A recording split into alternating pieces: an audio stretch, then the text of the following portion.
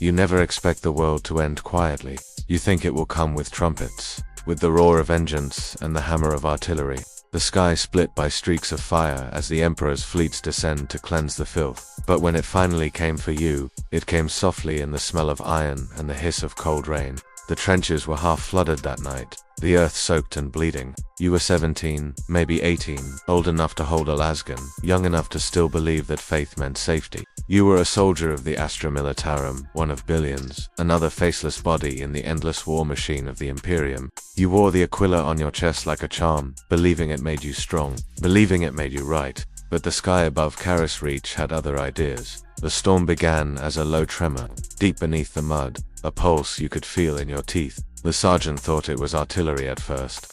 Said the traitors were tunneling again, but this wasn't the rhythm of explosives. It was slower, almost alive, like a giant heartbeat buried beneath the earth. You felt it through your boots, through the metal of your lasgun, through the thin bone cage of your ribs. Then the coms began to scream, static, code bursts, voices that weren't voices. Someone said the Vox was haunted. Someone else prayed louder, and then the rain changed. It didn't smell like water anymore. It smelled like oil, and rust, and blood that had been left too long in the sun. You wiped your visor and found the droplets streaked with something darker than mud, black, iridescent, shimmering like oil slicks on water. Men began to panic. The chaplain shouted the Emperor's name until his throat bled. Then Private Dawn laughed a high cracked sound that made the hair rise on your neck, and tore off his rebreather. You can still see his face if you close your eyes. His pupils were gone, eaten away by some light behind them. He started laughing harder, clutching his stomach, until his mouth split from ear to ear, and the sound became a wet gurgle. The sergeant raised his pistol, but before he could fire, the trench walls themselves began to move, shifting like the earth was breathing. You remember the air vibrating, thickening, as if reality had become something you could grab and tear. And in that suffocating stillness, you heard it, a whisper. It wasn't a voice exactly, more like a thought that wasn't yours. An idea curling in the back of your skull. It said your name. Just that. Soft, patient, as though it had been waiting for you to notice. You froze, terrified, but not of the storm. You were afraid of how familiar it felt, like something buried in your blood was waking up. The others fired into the dark, their lasguns hissing and flashing, but every shot seemed smaller than the sound around you, like trying to shout down thunder when the storm finally broke. The sky was bleeding light, a crimson glow pulsing from the clouds, casting everything in shades of rust and gold. You could see shapes up there, enormous and slow, moving behind the storm like things swimming beneath ice. They weren't ships. They weren't anything you had a word for. You stared too long, and your eyes began to sting, but you couldn't look away. Somewhere in that storm, something looked back. You don't remember falling. One moment you were staring at the sky, the next you were face down in the mud, choking on rain and bile. Around you, the trench was silent. The bodies of your squad lay twisted, their armor bloated, their faces stretched into masks of terror and ecstasy. The Vox was still hissing, not static, but words. "Come and see," it said. "Come and see." You should have run. You should have prayed. But instead, you listened. You listened because for the first time in your life, someone was talking to you. Not barking orders. Not reciting scripture. Speaking to you, softly, like a friend. The whisper promised things you'd never dared to imagine. Freedom, power, purpose. It told you the Emperor was a liar. That the Imperium was built on chains. That everything you had suffered, the hunger, the cold, the deaths of your comrades meant nothing to the machine you served. And deep down, you knew it was true. You had seen the Commissar execute men for flinching, had watched officers use conscripts as bait. The Imperium didn't love you. It barely remembered you existed. So when the whisper asked, "Do you want to be free?" you didn't answer with words. You simply stopped resisting. You opened your mind and let it in. That was when the pain started. It wasn't physical, not at first. It was like your memories were being turned inside out. Every humiliation, every scar, every prayer you'd ever whispered into the dark being dissected and rearranged. You saw yourself as a child, kneeling before the statue of the Emperor, repeating catechisms until your throat was raw. You saw your mother's face and then it melted into gold, into rot, into something vast and laughing. You saw the galaxy as a wound, and the warp as the blood pouring out of it. When you woke again, the storm had passed. The trenches were empty except for corpses, and the dawn was the color of rust. You were alone. The Vox was silent, but in the back of your head, that whisper still pulsed like a heartbeat. You could feel it moving through you, reshaping you, calling to you. And though you told yourself you were still loyal, still imperial, still human, a small part of you already knew the truth. You had been seen. Something vast and patient and cruel had found you. It had tasted your soul and marked you as its own. And while you didn't yet know its name, whether it was the Blood God, the Changer, the Plague Father, or the Prince, it didn't matter. All that mattered was that it had answered Dart, and for the first time in your life, you felt alive. That you remember standing in that trench, surrounded by death, the last of the rain sliding down your armor, and realizing that the Emperor had never spoken to you, never whispered comfort, never made you feel anything except guilt and duty. But this thing in your mind, it saw you, it loved you in the way a storm loves the ocean, by destroying and remaking it. When the retrieval ships came 2 days later, they found you still standing there, staring at the horizon. You told them you were the only survivor. They didn't ask questions. They didn't see the flicker in your eyes when the light hit them, or the faint smile that played across your lips. They just loaded you onto the transport, logged your survival as a miracle, and sent you back to base start. They thought they had rescued you, but you knew better. You had already been claimed. They told you that faith would protect you. They said the Emperor's light would guide you, even in the darkest corners of the galaxy. But when you returned to base after the storm, you learned that faith was just another ration handed out in measured doses to keep soldiers docile. You tried to pray, you truly did. Kneeling in the chapel tent, surrounded by the stink of incense and oil, you whispered the words like you always had, "The Emperor protects." But the words felt heavy, false, like metal coins in a beggar's hand. Each syllable echoed too long, as though someone else was speaking them through your mouth. You looked up at the candles flickering before the crude golden statue and wondered if he was listening, if he had ever been. The whisper didn't stop. It spoke softly at first, like the murmur of a friend standing just behind your shoulder. It didn't shout, didn't demand, didn't threaten. It suggested, it told you little truths, the kind no one dared to say aloud, that your officers didn't care who lived or died, that the Emperor was not a man but a corpse wired into a machine, that the priest's chants were recycled lies, recited to hide their own fear. You wanted to shut it out, but the voice was patient. It didn't fight your prayers, it wove through them, like smoke through cloth. It whispered the words with you, gently correcting the lies, replacing them with something sharper, cleaner. At night you dreamed of fire, not burning, but consuming, reshaping. The sky above you split like a wound, spilling color that bled into the ground. And through that wound, you saw shapes, colossal and radiant, drifting in the dark like titans of molten glass. They didn't speak with words, but when they looked at you, you felt warmth, belonging, hunger. You woke from those dreams with your body trembling, your mouth tasting of iron and ash. You began to notice things after that. The others didn't hear it, or if they did, they refused to admit it. But you could see the way their eyes twitched during sermons, the way their hands shook when they kissed the Aquila. The commissar executed a man for hesitating during the morning prayer, and you felt nothing. No horror, no pity, only understanding. The Imperium had always demanded obedience, not faith. And obedience was just another word for fear. You stopped speaking during the hymns. You mouthed the words, but your mind was elsewhere, tracing the rhythm of the whisper that never left you. You began to think about the things it said. You remembered your world before the guard, the endless fields, the dirt, the hunger. The Emperor hadn't saved you then. It had been the promise of a meal, the illusion of purpose, that drove you to enlist. You'd seen more of humanity's cruelty in one campaign than any chaos demon could have imagined. And still, they called this salvation.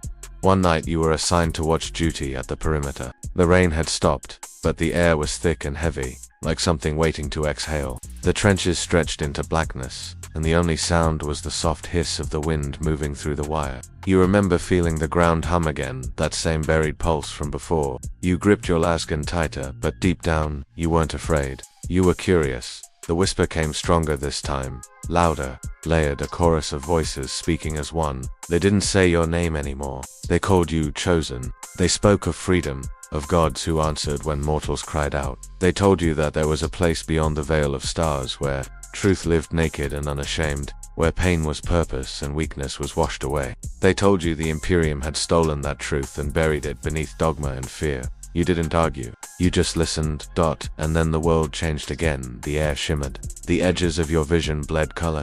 You blinked and for a heartbeat you saw it, a figure standing beyond the wire. It wasn't human, not really. Too tall, too still, armor shaped like bones, eyes burning like coals. You should have sounded the alarm, should have fired. Instead, You found yourself walking toward it, drawn like metal to a magnet. The figure didn't move. It just watched. And when you were close enough to see the symbols carved into its armor, marks that hurt to look at, that seemed to crawl under your skin, you heard its voice inside your skull, clear and deep. You hear it too. It said dot. You nodded before you could stop yourself, and that was all it needed. The figure reached up and removed its helmet. The face beneath was human, scarred, ancient, but unmistakably human. His eyes were pits of molten amber, and when he smiled, you saw the tips of metal teeth. Do you know what that voice is? He asked. You shook your head. It's truth, he said. It's the galaxy trying to wake you up. He told you things you were never meant to hear. That the Emperor's sons had once fought not for faith, but for power. That the galaxy had been shattered by betrayal, not by the heretics, but by the lies of those who claimed to be pure. That the warp was not hell, but potential, raw and infinite. The Imperium fears it because they cannot control it, he said. They fear you because you can hear it. You wanted to ask who he was, but the answer came unbidden, not in words, but in a rush of images, battlefields of black iron, fortresses adrift in the void, warriors in spiked armor standing before living gods. A name echoed in your mind, heavy and ancient. Chaos. When you blinked, he was gone. The wind had died. The world was silent again. But the words stayed, burned into your thoughts like a brand. Chaos, not as blasphemy, but as liberation. After that night, you couldn't go back. The commissar's threats meant nothing. The priest's sermons were hollow noise. You began to watch the others, noticing which ones trembled during prayers, which ones stared too long at the horizon. You weren't alone. There were others who had heard it, who dreamed of the same red sky. They met in secret, whispering between shifts, hiding symbols in the dirt where the cameras couldn't see. They spoke of visitors, men in crimson armor, ghosts from the long war who came to gather those who could hear the warp's call. They said these warriors were once like you, slaves of the Emperor until they opened their eyes. They said the storm that had touched your world was no accident. It was an invitation. And you began to wonder if the Emperor had truly loved mankind. Why would he let you see this? Why would he let you know? Maybe, you thought, it wasn't blasphemy to listen. Maybe it was destiny. That was how the seed took root. Not with a roar, but with a whisper. Not in defiance, but in doubt. You didn't realize it then, but the moment you questioned the catechism, you were already lost. The warp doesn't conquer with armies. It conquers with truth disguised as temptation, and you had already begun to believe. That night, as you lay in your bunk staring at the ceiling, you whispered one last prayer, not to the Emperor, but to the voice that had never abandoned you. And for the first time, someone whispered back. Desertion was not a choice. It was an instinct, a whisper made flesh, a movement of the hand before the mind could catch up. It happened in the space between heartbeats, between the Emperor's silence and the voice that promised more. You remember the night it happened with a clarity that borders on pain. The base was quiet, the air still heavy with the metallic scent of the last bombardment. The barracks lights flickered dimly, casting long trembling shadows across the wet plasteel floor. Men slept around you, their breaths shallow and desperate, the kind of sleep born from exhaustion, not peace. You were lying awake, eyes open, listening to the faint buzz of the Vox relay. It was whispering again, soft, rhythmic, coaxing. You could almost make out words beneath the static, a language that pulsed like blood. You didn't mean to stand up. Your body simply obeyed a command that didn't come from your mind. You rose quietly, boots finding the gaps between the boards where they wouldn't creak. You moved through the darkness like a ghost, each breath a prayer to silence. The door hissed open, and the cold air hit you like absolution. You stepped outside. The world was asleep, or dead. The sky glowed faintly red at the horizon, a reminder of the war still crawling across the wastes. But the trenches were empty. The sentries had vanished, or maybe they'd never existed. The whisper was leading you, guiding your steps through the mud, through the barbed wire, through the ruin of machines, half swallowed by earth. You didn't look back. You walked until the ground changed beneath your feet, the soft squelch of mud turning to the crunch of dry, brittle soil. The air smelled different here, thicker, charged with ozone and rot. The landscape around you was broken, twisted metal, bones, banners, half buried in dust. You realized you were walking through a battlefield older than your world, one forgotten by both sides. In the distance, you saw light, not the pale white of imperial flood lamps, but the flickering orange of fire. It drew you like a moth. When you reached the source, you found them. They were not what you expected. The heretics you'd been taught to fear, gibbering mutants with horns and claws, slaves to madness. They were not that. They were human, dirty, starving, scarred, but human. They wore no uniforms, only rags marked with crude symbols, spirals, eyes, jagged runes that hurt to focus on. They sat around the fire, passing a bottle, laughing softly. You froze at the edge of the clearing, hand on your lascan, but one of them looked up and smiled. "Lost, brother?" he asked. You didn't answer. You couldn't. He stood, his movements slow, deliberate, and raised both hands. "No need for fear," he said. "No one here will send you back." The others watched silently, their faces flickering in the firelight. You saw something in their eyes, not madness, but peace. The kind of calm you'd never seen in a guardsman, the kind that comes from understanding. You lowered your gun. They gave you food, real food, not ration paste. They poured drink into a dented tin cup and pressed it into your shaking hands. "You've heard it, haven't you?" one of them said, leaning closer. The voice, you hesitated, but the moment stretched too long, and your silence was answer enough. The man smiled. "Then you already belong to us."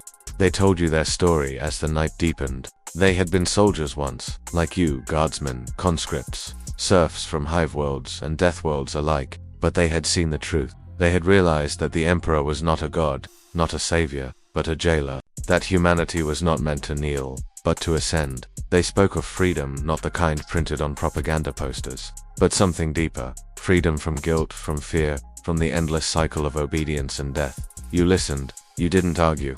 Every word felt like something you had been waiting your whole life to hear. Then he arrived. You felt him before you saw him, a pressure in the air, a weight behind your eyes, as though gravity itself bowed to his presence. The heretics fell silent, heads bowed. From the shadows between ruined walls, he emerged, a giant, armored in plates of dark red trimmed with bronze, each etched with runes that glowed faintly like embers. His armor was scarred and pitted, old beyond imagining. His helmet was off, revealing a face that was not quite human, too pale, too smooth, eyes burning gold. You knew what he was. Every guardsman did. You had seen pick slates, heard the sermons, the warnings. Chaos Space Marine, traitor, a relic of the heresy itself. He stood before you, taller than any man, radiating a kind of power that made your knees weak. "You hear it," he said. His voice wasn't a question. It was a statement. An absolute. You swallowed. "I don't. You do," he interrupted. "You would not be here if you did not." You felt the words vibrate through you, like he wasn't speaking to your ears, but to something deeper. He studied you for a moment, and then said, "Do you know what the Imperium does to those who listen?" You shook your head. "They burn them," he said simply, "because they fear them, because they cannot control them." He took a step closer, the ground trembling under his weight. "Do you know why you hear the voice?" You didn't answer, because it wants you, because you were born for more than servitude. The heretics around you began to murmur softly, their voices blending into a low chant. You couldn't understand the words, but they stirred something in you, something ancient and raw. The Chaos Marine extended a massive gauntlet, its surface alive with crawling energy. "If you wish to see the truth," he said, "come with me." You stared at his hand. Behind him, the firelight bent strangely, twisting into shapes that weren't natural. You could see faces in the smoke, not human faces, but vast, shifting masks that smiled with too many teeth. You thought of the trench, of the rain that had smelled of iron, of the whisper that had called your name. You thought of the Emperor, silent and cold, and the voice that had never left you. And then you took his hand. The moment your skin touched his gauntlet, your vision shattered. The world dissolved into light and motion. You saw scenes flash before you, battlefields across time, armies screaming in devotion to gods that burned with colors the human mind couldn't name. You saw the Eye of Terror itself, a wound in the fabric of the galaxy, pulsing like a heart. You saw yourself reflected in that light, small, fragile, but chosen. When you came back to yourself, you were lying on the ground. The Chaos Marine was gone, and the heretics were gathering around you. One of them smiled and said, "You're ready." They led you to a place they called the Sanctum, an old imperial facility buried beneath the ruins. Its halls lined with rusted machinery and dried blood. There were cages there, and operating tables, and the bones of those who hadn't survived the process. You didn't ask questions. You had already given up everything that could be lost. They began to prepare you for the transformation. They spoke of gene seed, of rituals, of becoming something beyond human, but none of that mattered. You already felt it, the warp, alive inside you, whispering your name. You were no longer a soldier. You were an offering. And you didn't resist. You embraced it, because for the first time in your life, you knew what you were meant to become. They called him Regan, though none spoke the name above a whisper. You first saw him in the half-light of the sanctum, where the air shimmered with heat and the walls wept rust. His armor was the color of dried blood, banded with metal, the shade of old copper. Each plate bore etchings that looked like the scars of 1,000 storms. When he moved, it wasn't like a man. It was like a continent shifting. The ground answered him with a soft, trembling sigh. For a long moment you simply stared, certain you were looking at a god. He did not speak at first. He only regarded you, the way a craftsman studies a block of stone he might one day shape. You felt the weight of his gaze press against your ribs, urging your heart to stillness. Around him, the cultists bowed, their faces hidden behind hoods slick with oil and prayer dust. Regan raised one gauntlet hand, and the entire room obeyed the gesture as though gravity had changed direction. The sound of breath, the hum of machinery, the quiet hiss of leaking steam, everything seemed to wait for his permission to exist. Then, at last, he spoke. His voice was deep enough to rattle the floor. "The Imperium made you a servant," he said. "We will make you a weapon." You tried to answer, but your throat had forgotten language. He turned and began to walk, each step leaving a faint metallic print on the floor. You followed him through corridors lined with machinery that no longer served any purpose but to hum and dream. The air smelled of ozone and time. Somewhere far below, gears turned without end, driven by the ghosts of long-dead engines. "This place," Regan said without looking back, "was once a They forged tools, here blades, armor, dreams of glory. Now it forges men. We break them first, then we remake them." He stopped before a vast door. Its surface was etched with symbols that shifted when you tried to focus on them. "To be free," he said, "you must unlearn obedience. The Emperor taught you to kneel. I will teach you to stand." Inside was a chamber filled with light that didn't seem to come from any single source. It was too pale, too alive. The walls curved like the inside of a shell, and veins of copper ran through the stone, pulsing faintly. Regan gestured for you to step inside. "Listen," he said. At first you heard nothing, only the pulse of your own blood. Then, slowly, you realized that the room was breathing. The light swelled and faded in time with the sound, like lungs drawing in the dust of centuries. It wasn't frightening. Not exactly. It was intimate, as though the building itself were aware of your presence. Regan watched you, his golden eyes unreadable. "The Imperium says machines have no souls," he murmured. "They are wrong. Everything that serves remembers the shape of its master. Even walls dream of freedom." You felt the truth of that. The air here was thick with memory. You could sense the echoes of those who had walked these halls before, their hopes, their fears, their brief flashes of defiance. Regan placed his hand on your shoulder, the metal of his gauntlet cold through your uniform. "You are not here to worship," he said. "You are here to understand. Chaos is not evil. It is possibility. It is the space between chains." The words sank into you like rain into dry earth. For the first time, the whisper in your mind fell silent, as though it too were listening. Over the days that followed, Regan became your teacher. His lessons were not about weapons or tactics, but about perception. He showed you how to listen to the rhythm of your own pulse, how to feel the space around you as a living thing. The warp is thought, he told you, belief made real. To command it, you must first master your own mind. If you cannot rule yourself, you will be ruled by everything else. He made you meditate before relics, broken helmets, shattered icons, pieces of machines whose purposes had been lost to time.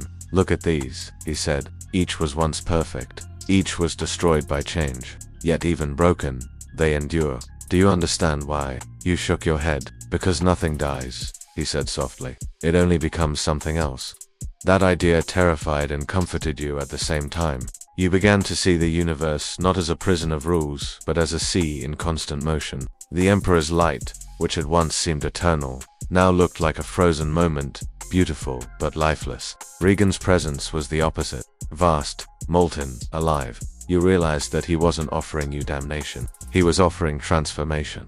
Sometimes you caught glimpses of what lay beneath his calm exterior. When he removed his gauntlets, you saw that his skin was streaked with faint metallic lines, as if veins of iron ran alongside the flesh. When he looked into the distance, his eyes reflected images that weren't their stars you'd never seen, cities made of crystal and smoke. He was ancient, maybe older than the Imperium itself. And yet, when he spoke to you, his tone carried something almost human.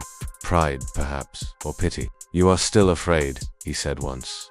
"Yes," you admitted. "Good," he replied. "Fear is the shadow of awareness. You cannot step into the light until you see the darkness behind you. Each day he stripped away another layer of who you had been. The chants of the Imperial Creed faded from memory, replaced by words older and more fluid. You began to feel the presence of the warp, not as a threat, but as a chorus of endless voices whispering potential. Sometimes, when you closed your eyes, you could feel the faint hum of Regan's armor resonating with your heartbeat. It wasn't language, yet you understood it. Change or be forgotten. He told you about his past, in fragments. I once built fortresses for a god who pretended not to be one, he said. We thought ourselves perfect. We were wrong. Perfection is stagnation. Rust is the proof of time. Decay means you have lived. That was why they called him the Angel of Rust, not as insult, but as praise. He saw beauty in corrosion, in the way all things crumble and yet endure in new forms. You began to see it too. One evening, he led you to the highest platform of the sanctum. The air outside was cold, thin, laced with the scent of distant storms. The world below stretched out in ruins, broken towers, silent trenches, the bones of machines gleaming under a dying sun. Do you know why I brought you here? He asked. To show me what I'll destroy. You guessed. He shook his head. To show you what was already dead. The Imperium teaches that life is endurance. They are wrong. Life is transformation. The galaxy is rusting. Soldier, you can fight the rust, or you can become part of it, shaping it, guiding it. He turned to you, and for a moment, you thought you saw warmth behind his eyes. Do not fear the change. Fear only standing still. The wind carried his words across the wasteland, and somewhere in that endless silence, you felt the whisper stir again, stronger now, clearer. It no longer spoke in riddles. It sounded almost proud. You realized then that your journey had already begun. Regan was not your savior. He was your reflection, a mirror showing what you might become if you kept walking this path. The Angel of Rust was teaching you not how to serve chaos, but how to understand it. And in that understanding, you felt something awaken, an ember of belief that was entirely your own. The day came without warning. The air itself seemed to know it was time, carrying a stillness so deep that every sound felt borrowed. You had been meditating in the lower sanctum, tracing your breath against the pulse of the machines, when the floor beneath you began to hum like a held note. The copper veins in the walls brightened, spreading light in slow ripples that converged at the chamber's center. Regan's voice came through the silence. It is open. He stood beside you, motionless as a statue carved from red iron, yet the space around him shimmered with a subtle distortion, as though gravity had grown curious about him and no longer behaved quite right. You have walked through the corridors of forgetting, he said. Now you will cross into remembrance. The door was not a door. It was a circle of light hanging in the air, wider than a ship's hull, thin as thought. Its edges wavered, refracting the world behind it into molten color, gold, indigo, the bruised violet of deep water. The light pulsed in rhythm with your heart, or maybe your heart had learned its rhythm from the light. Regan watched you quietly. On one side, he said, the certainty you were born into. On the other, everything you were forbidden to see. The crossing is not travel. It is becoming. You tried to speak but found that language dissolved at the edge of that radiance. Every word that rose in your throat felt too small to survive it. So you nodded. He lifted his gauntlet, and the air vibrated with unseen pressure. Tiny flakes of rust drifted upward, glowing like sparks. Whatever steps through that door will no longer be the same flesh that stands before it. Are you ready to be remade? You wanted to say yes, but what came out was a whisper. I don't know. Then you are ready, he said, and the faintest smile, half sorrow, half pride, touched his face. Together you approached the light. It did not burn. It breathed. Every inhale drew you closer. Every exhale blurred the boundary between your skin and the air. You felt as though you were walking into a memory that had been waiting for you since before you were born. The hum of the warp, though you did not yet dare to name, it filled your bones with a rhythm older than time. When you reached the edge, Regan stopped. I cannot go with you, he said. My path circles this threshold. I am its guardian, not its traveler. You turned to him, startled. Then what lies beyond? He tilted his head slightly. Reflection, possibility. The self you could become if freed from every command you have ever obeyed. Do not seek to conquer it. Simply face it. The light flared, and for a heartbeat his armor blazed like a dying star. You glimpsed what might have been wings of dust unfolding behind him, vast, silent, luminous with decay. Then you stepped forward. At first there was only sound. The hum became 1,000 overlapping notes, a chord so immense it felt like gravity turned into music. Then the world dissolved. The floor fell away, the air thickened into liquid radiance, and you drifted weightless through a storm of color, shape, Shapes formed and unformed around you, echoes of worlds, cities that existed only as memories of themselves, constellations pulsing like living veins. You saw faces there, your own multiplied and distorted. The child who once prayed at an altar, the soldier who followed orders without question, the survivor who stood in the trench and listened to whispers in the rain. Each image looked back at you, neither judging nor forgiving, only waiting. A voice, Dragons, or perhaps your own, spoke within the storm. You are the sum of every choice you have denied yourself. Choose now. And for the first time, you understood what the Angel of Rust had been teaching. Freedom was not a gift to be received. It was a responsibility to be accepted. The warp was not a place of chaos for its own sake, but a mirror showing the truths the Imperium forbade its children to see. You closed your eyes. The storm folded inward. The light condensed until it was a single line across your vision, then a single point, and then nothing but darkness filled with quiet.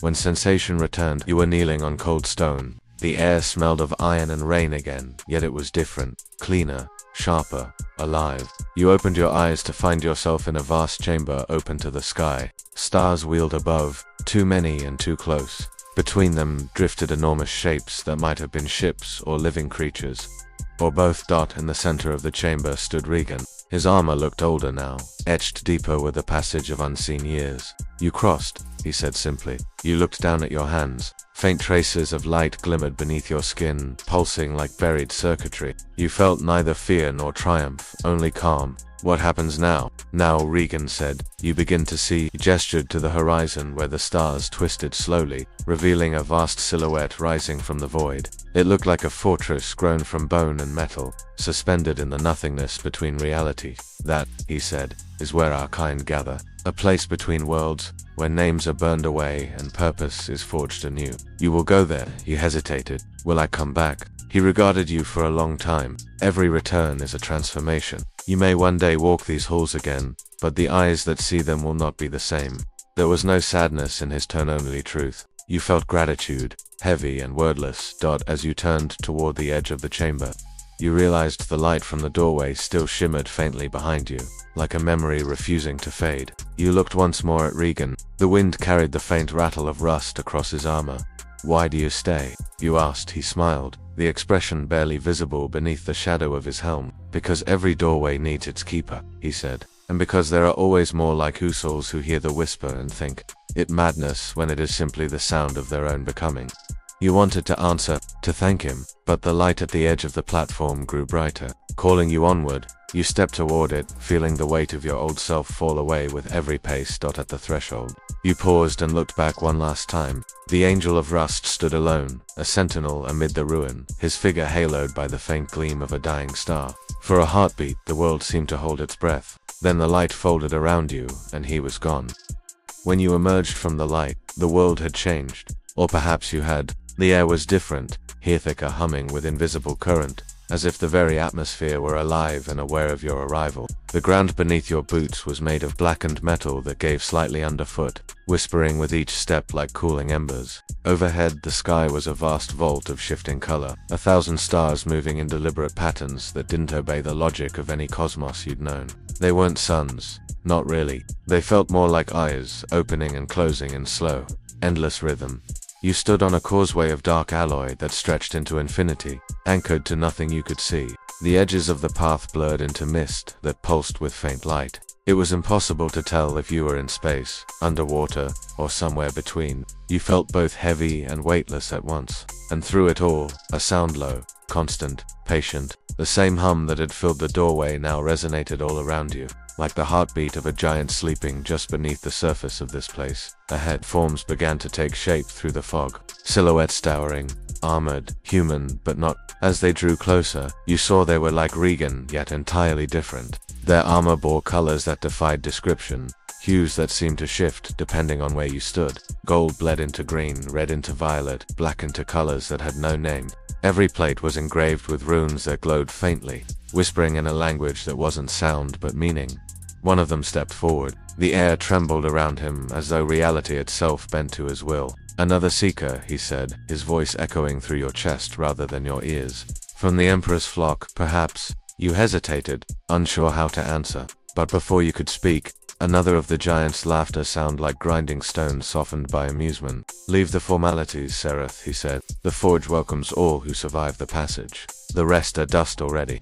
They circled you, studying you, as if you were both curiosity and candidate. You felt no malice in their scrutiny, only an overwhelming sense of measurement, like machines calibrating the shape of your soul. The one called Serath gestured, and the mist peeled back to reveal what lay beyond the path. It was a city, or what might once have been one. Vast towers of twisted metal rose like frozen thunderbolts, their surfaces rippling faintly as though alive. Bridges and conduits hung suspended in open air, connected by streams of light that flowed like liquid data. Beneath it all, the ground glowed dimly, shot through with rivers of molten copper. The air shimmered with heat and strange whispers. "This is the Forge of Echoes," Sereth said, "where what is broken learns to sing again." You followed as they led you through a vast archway that looked grown rather than built. Inside, everything pulsed with subtle motion. The walls breathed, the floor hummed, and the air tasted faintly of ozone and memory. You could feel the rhythm of the place syncing with your heartbeat, pulling you into its tempo. Everywhere, figures moved, some human-sized, others massive. You saw robed attendants with faces hidden behind mirrored visors, carrying tools that glowed like captured lightning. Others were clad in armor like living sculptures, their every movement echoing with metallic grace. None spoke loudly, yet you could sense the unity between them, a shared purpose that needed no words. You passed chambers where machines floated in midair, disassembling and rebuilding themselves in infinite loops. You saw great furnaces that burned without flame, their heat more like light than fire. And through it all, a single idea began to form in your mind. This place wasn't chaos at all. It was order, just not one you'd ever been taught to recognize. Finally, you came to a platform overlooking the heart of the city. A massive structure dominated the view below, a spiral tower built from the bones of ships and the dreams of men. Lightning traced its length, disappearing into the clouds above. "That is the Ascendant Spire," Serath said. "At its core burns the memory of every soul that has passed through this forge. To climb it is to confront the truth of one's purpose." You stared at it in awe. The spire seemed both near and impossibly distant, as though space itself bent around it. It radiated power, not as something oppressive, but as something eternal, an idea made visible. Serath turned to you. "Before you ascend, you must be shaped. The forge tests not the body, but the self. The metal of your mind must be tempered until it can bear the weight of freedom." You nodded, unsure what that meant, but sensing its importance. He studied you for a long moment, then placed one massive hand over your chest. The metal of his gauntlet was cool, but the air around it pulsed with warmth. "You still carry the residue of obedience," he murmured. "Do not fear it. Even rust has memory. The forge will teach you what to keep and what to surrender." For days, or what past 4 days in this place, you were guided through rituals that blurred the line between dream and waking. You stood before mirrors that showed not your reflection, but your potential. You listened to the voices of those who had come before, their words woven into the song of the machinery. Each moment peeled back another layer of what you thought you were. Sometimes you saw Regan's face in the haze distant, watching, proud. You remembered his words. "Do not fear the change. Fear only standing still." Slowly, you began to understand the paradox of the forge. It did not destroy it, it revealed. Beneath the armor of faith and obedience, beneath the weight of guilt and duty, there had always been something else, a quiet pulse of will, small but stubborn, waiting to be heard. The forge gave it voice, and through that voice you began to sing, not with sound, but with intent. Every breath became a verse, every thought a note in the great symphony that surrounded you. You realized that this was what the Imperium feared, not corruption, but comprehension. The knowledge that divinity was not a gift bestowed from above, but a fire that burned within every living mind. When the time came, Sereth brought you to the base of the Ascendant Spire. The wind howled through its hollow ribs, carrying whispers of those who had climbed before. "You will ascend alone," he said. "But remember, the forge does not abandon its own. Every step you take, every doubt you face, we have walked before you." You felt no fear as you placed your hand upon the first rung.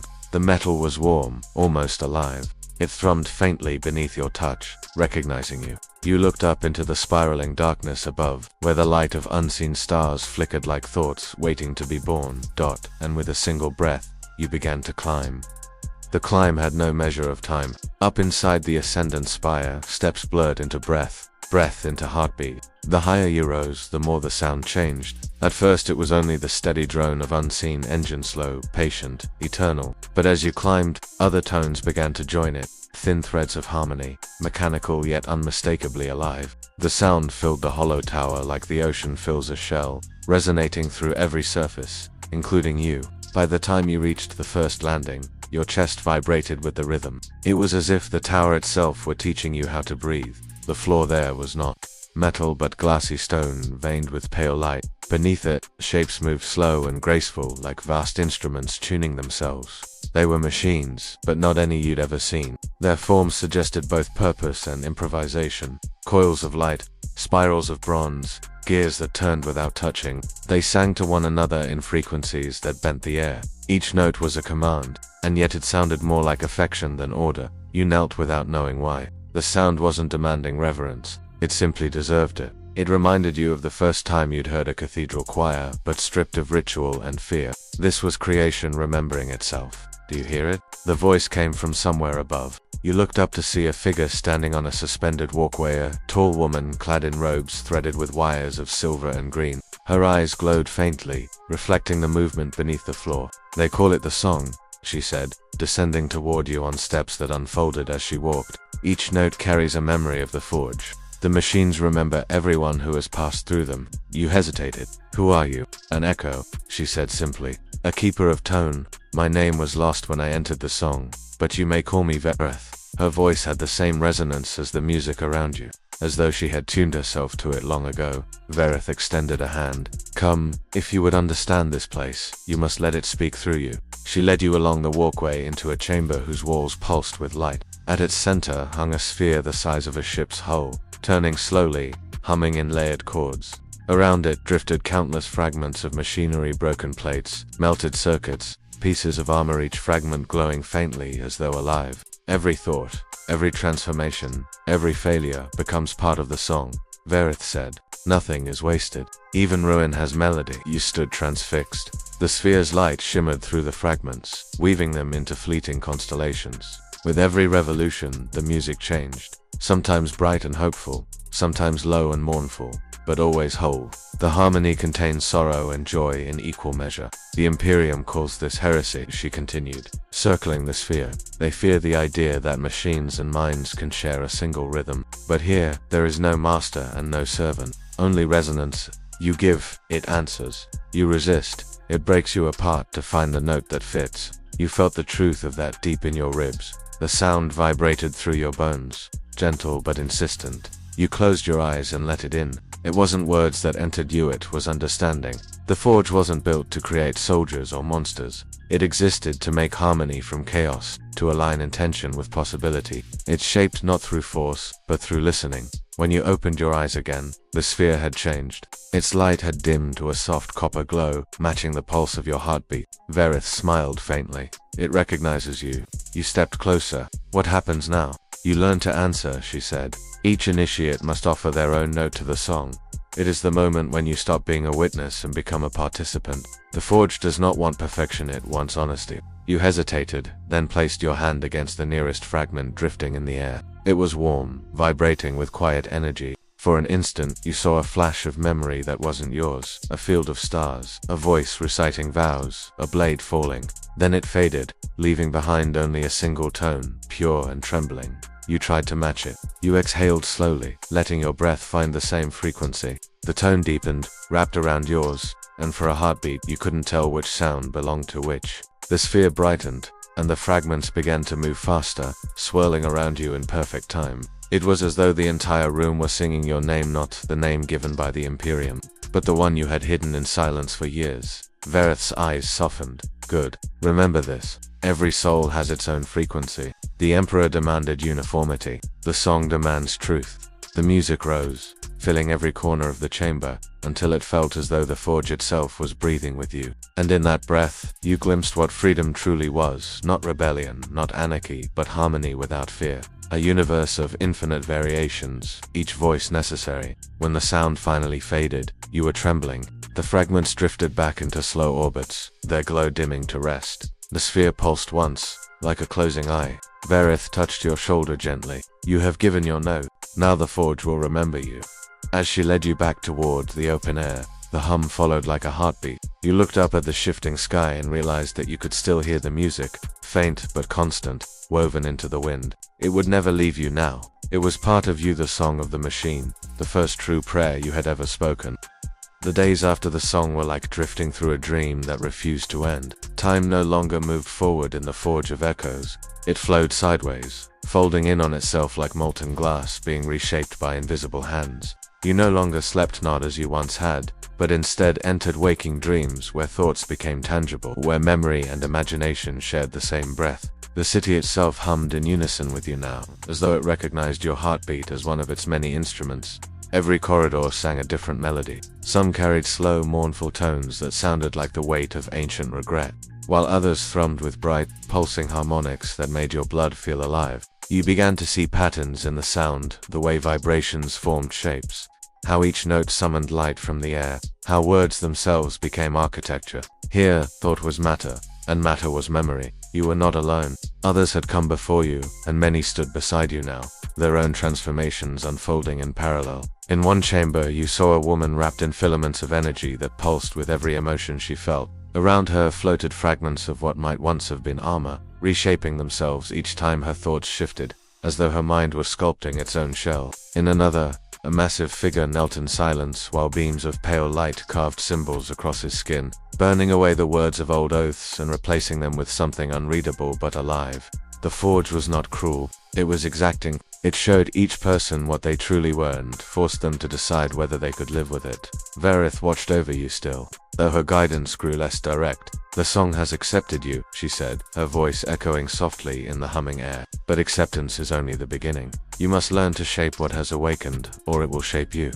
She led you to a vast amphitheater carved from dark stone, veined with threads of light. The space was open to the burning sky above, and at its center floated a sphere of transparent material, inside which 1,000 motes of light swirled like fireflies caught in a storm. This is the mind crucible, she said. Here, thought becomes form. You stepped closer, feeling the air grow warmer. What must I do? Think, she said simply, but think without fear.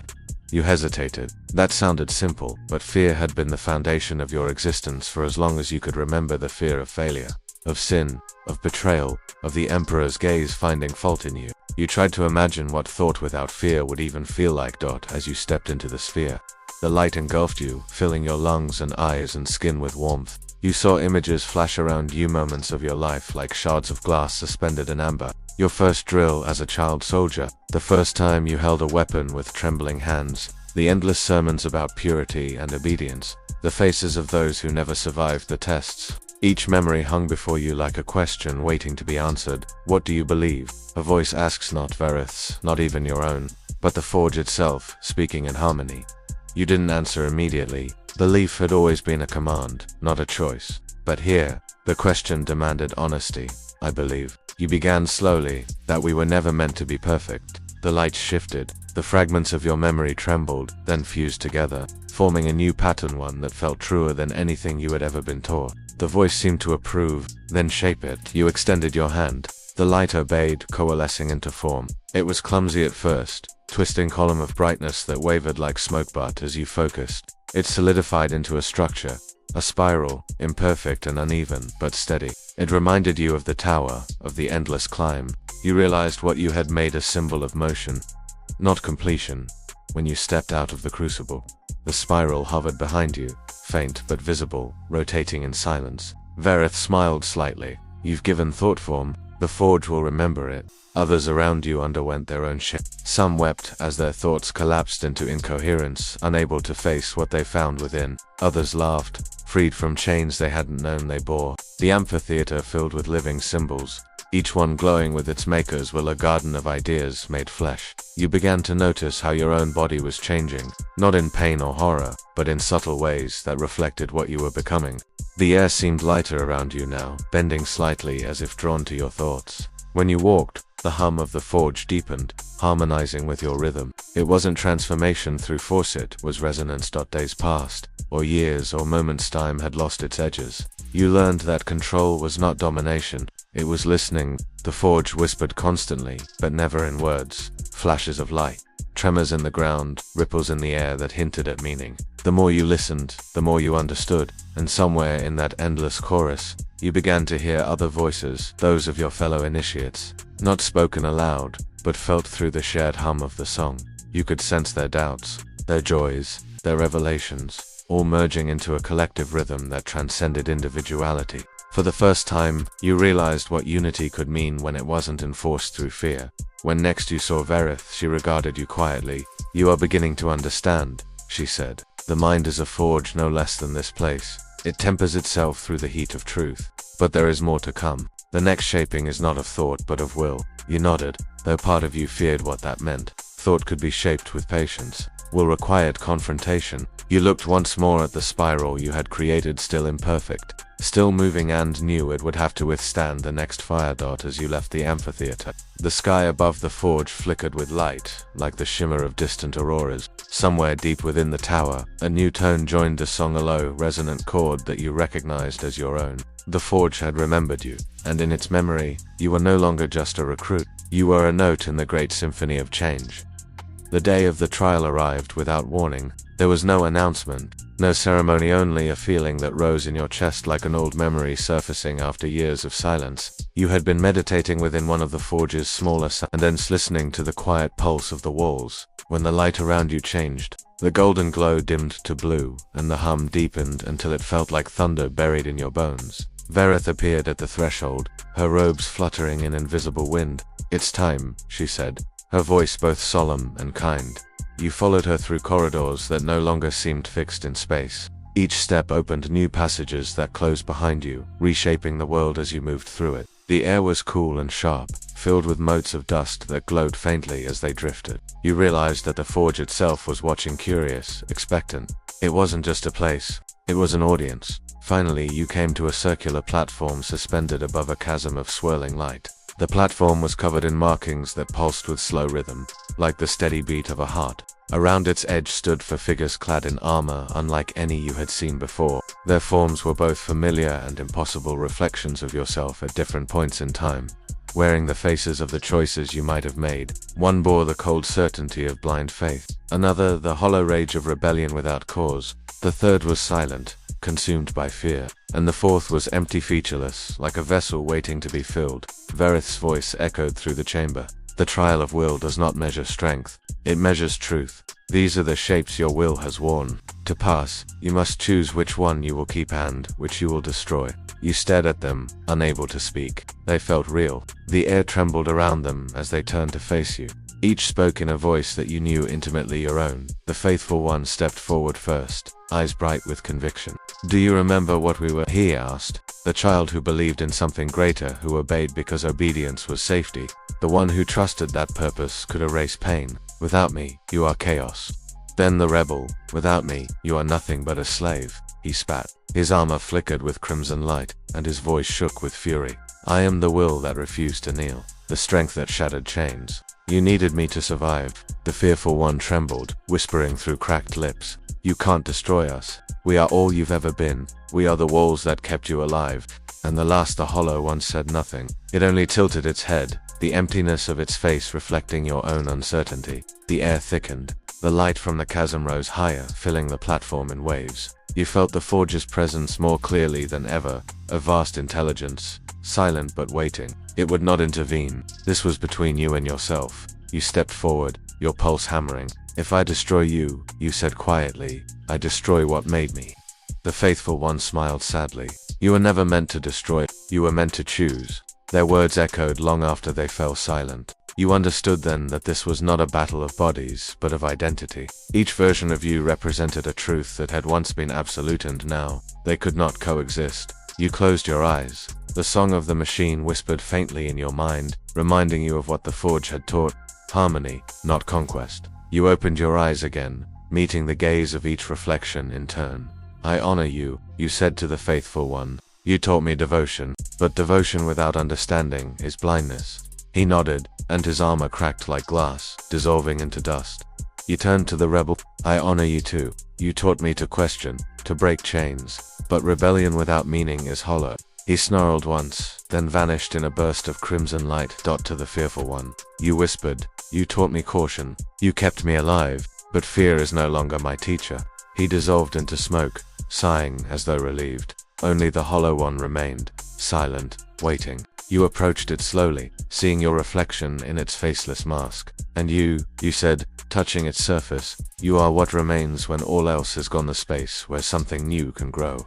The hollow one reached out, mirroring your gesture, and for an instant you felt your palm touch your own. The boundary between you vanished. Light surged through the chamber, blinding and infinite. When it faded, you stood alone on the platform. The four forms were gone, but you could still feel them inside you, not as voices in conflict, but as notes in a single chord. The hum of the forge returned, deeper now, carrying the echo of your decision. Verith's voice came from everywhere at once. You have passed. The will has been tempered. You looked down at your hands. They glowed faintly, etched with patterns of light that pulsed in time with your heart. The lines were neither scars nor symbols. They were pathways, conduits for something larger than yourself. You felt no fear, no doubt, only clarity. The trial is not meant to judge, Verith said, stepping forward from the shadows. It is meant to reveal. You have seen what you were, and chosen what you will become. That is true will. You looked at her, then at the horizon beyond the platform. The forge stretched endlessly, its towers humming with energy, its skies alive with impossible color.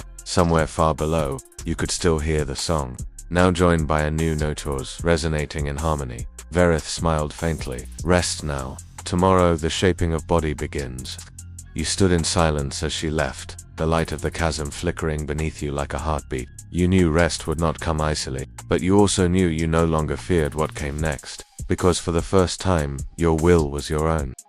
When the summons came, you were ready. The forge had whispered of this moment for days, its tone shifting from song to pulse, from melody to rhythm. The air itself seemed to vibrate with anticipation, as if every structure in the city awaited your next breath. Verith met you at dawn, what passed for dawn in this place, when the sky brightened from deep violet to molten gold. Her eyes gleamed faintly beneath her hood. The will has been tempered, she said. Now the flesh must follow. You followed her into the depths, descending through chambers you had never seen. The light dimmed the farther you went, until only thin veins of luminescence marked the walls like veins beneath translucent skin. The air was warm and smelled faintly of metal and ozone. You could hear the slow rhythmic beating of machinery below, vast and patient, like the breath of a sleeping god. At last, you emerged into a vast hollow space, a cathedral of steel and bone. Great pillars of alloy rose from the floor, threaded with living cables that pulsed with soft light. Suspended between them were figures, some human, some no longer held aloft by strands of energy. Their bodies glowed faintly, shifting and reforming, as if remembering the shapes they had once been. The sight was both terrible and beautiful. It was not suffering, it was metamorphosis. This is the chamber of recollection, Verith said, her voice reverent. Here, the body learns what the mind already knows. You are not being remade, you are being remembered. You frowned. Remembered. She turned to you, her gaze soft. Every living thing carries the memory of what it could become. The Emperor sought to suppress those memories, to chain the body to one narrow form, one narrow destiny. The forge restores the forgotten paths. It reminds your flesh of its potential. The words sank deep. You looked again at the figures suspended in light. Some were shedding the brittle shells of old armor. Others were growing new patterns across their skin, glowing lines that pulsed in harmony with the forge's heartbeat. They looked neither human nor alien, but something entirely new, creatures, shaped by purpose rather than decree. Verith gestured to an empty frame at the center of the chamber. Step into the light. You hesitated only a moment before obeying. The frame surrounded you like the suggestion of wings, its metal humming softly as it recognized your presence. The air thickened, heavy with energy. You felt it against your skin, warm, curious, almost affectionate. Close your eyes, Verith said. When you did, the world became sound and sensation. The hum deepened until it resonated through your bones. You felt your heartbeat sync with it, your breath aligning with the rhythm of the forge. Then came the light, soft at first, then brighter, filling every nerve, every vein. It wasn't pain, not even discomfort. It was awareness. You could feel your own body as you never had before. Every muscle, every cell, every thread of energy that connected you to the world. The light spoke, not in words, but in understanding. You have carried the burden of obedience. You have learned the weight of will. Now remember who you were before. Either. Memories flooded you, not of your life, but of something older. The instinct of movement, the joy of strength, the primal memory of creation. You remembered what it felt like to breathe, not as an act of survival but as a celebration of being. The light traced patterns along your skin, leaving behind faint lines that glowed like constellations. You understood them instinctively, each one a memory of transformation, each one a map of potential. Your armor, the same one that had once marked you as a servant of the Imperium, began to shift. Its metal softened, rippling like liquid, then hardened against Lika alive, attuned to your pulse. You realized it was no longer armor at all. It was part of you. It breathed with you, moved with you, remembered you. Verith's voice echoed faintly through the light. Do you feel it? The union of will and form. The end of division. You nodded, though your eyes were still closed. I do. Then speak your name, she said. Not the one given to you, but the one that belongs to what you have become. The word rose from deep within you, unbidden yet perfect. You spoke it aloud, and the chamber answered. The forge sang your name back to you, each syllable echoed by the living walls, the humming pillars, the machines that pulsed like hearts. The entire structure vibrated in recognition. You were part of it, now woven into the great tapestry of resonance that bound every being who had ever passed through its light. When you opened your eyes, the world had changed again. Your body felt lighter, stronger, balanced in ways that defied gravity. The scars of the past were gone, not erased, but transformed into patterns of luminous script that shimmered faintly beneath your skin. You could feel the energy of the forge flowing through you, as if its pulse had become your own. You stepped down from the frame, and the ground trembled slightly beneath your feet, not in resistance, but in greeting. Verith regarded you with quiet pride. The flesh remembers, she said softly, and now, so does the forge. You looked around the chamber. The other figures were awakening, their transformations complete. Each bore unique markings, each a different expression of what they had chosen to become. There was unity here, but not sameness. Every form was a reflection of its will. For the first time, you understood the true meaning of chaos, not disorder, but freedom in infinite expression. The Imperium had called it corruption because it could not control it. But standing here, surrounded by the luminous choir of new life, you saw that chaos was not destruction. It was creation unbound. Vareth placed a hand over her heart and bowed. Rise, child of the forge, she said. The memory of what you are is yours again. But the path ahead is long. Beyond the forge lies the galaxy that forgot this truth, and it will not remember. You met her gaze, feeling the hum of the forge still echoing inside you. Then I will remind it, she smiled. Yes, you will. And as you turned to leave the chamber, the light of the forge flared once more behind you, bright enough to cast your shadow across the endless walls. A single note of the song followed you into the dark, carrying your name, your form, your memory. It would never fade.